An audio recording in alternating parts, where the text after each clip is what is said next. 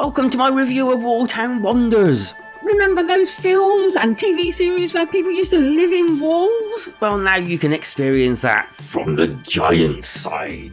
And as usual, I'm not going to ask you to like and subscribe just yet because it's only the beginning of the video. But if you're enjoying yourselves later on, go ahead, it would be very nice of you. So, Walltown Wanderers, as you'd probably have guessed, is something to do with town and Wanderers.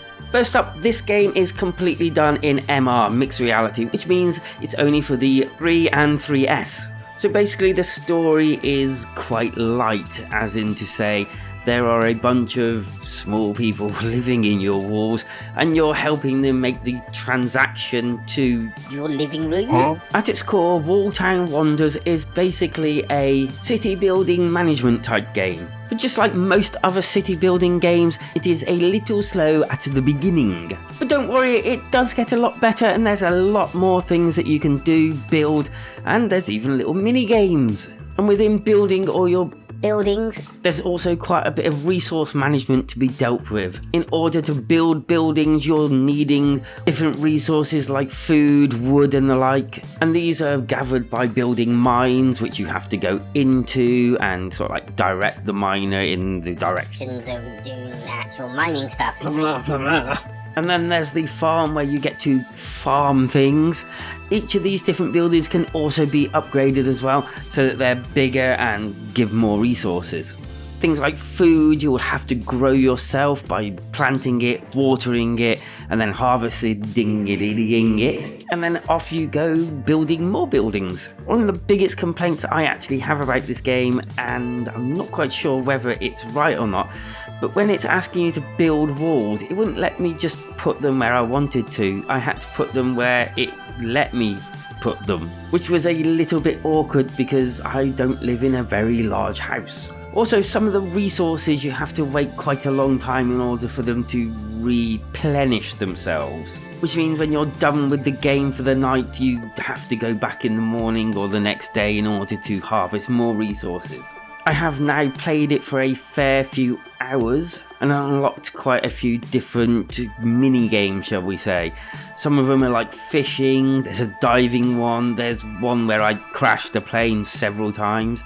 There's a little, I think it's a gecko that you get to find different food resources. Things like, well, I'm not quite sure whether watering a plant is constituted as a mini game, but also shooting these bugs that are trying to get at your plants. Get away from her, you bug! All of these mini games I would probably say were okay. Some meaning I had to get on my actual floor in order to play them. They were okay. I didn't think they were like brilliant or anything. They were literally just okay. The bits that I really enjoyed was when I was building the new buildings and basically almost interacting or going along with what the actual other characters were doing and saying.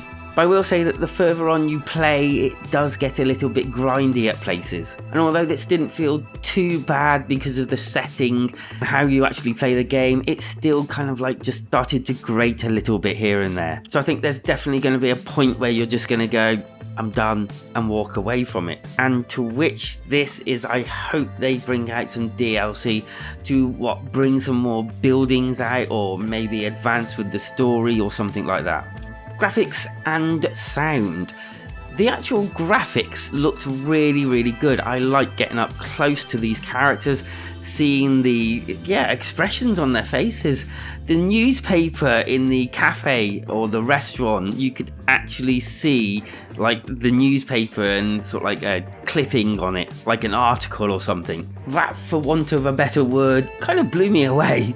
The detail on these characters is just unbelievable. The detail on these buildings, like you can see around like the mining corner and like in certain bits of buildings you can see inside and around where you wouldn't have thought they would add like bits to.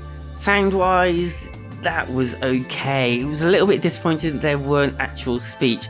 There were those like, ooh, hello, and all that lot, but no actual speaking lines and you had to read everything, which was okay, but depending on where you stood, it either flickered sometimes, or it was too small, which meant that you had to stand back and enlarge it and all that lot. All your other sounds were pretty standard. Water sounded like water, the plane sounded like a plane. When you're building, you had that funny building sound. But all in all, I would say what stood out in these sections mostly was the graphics and the detail put in them. Now then, before I go on, if you're still with me now, please do go ahead and like and subscribe. So the score, well, this one's a pretty difficult one. It is quite an entertaining game. It is completely different to anything else I've played. It is a new twist on the town building genre, and it does work enough in order to entertain for a while. I didn't personally have any game crashing problems with it, apart from not being able to put the buildings where I want them to, and the occasional my environment getting in the way of the virtual environment interacting with each other.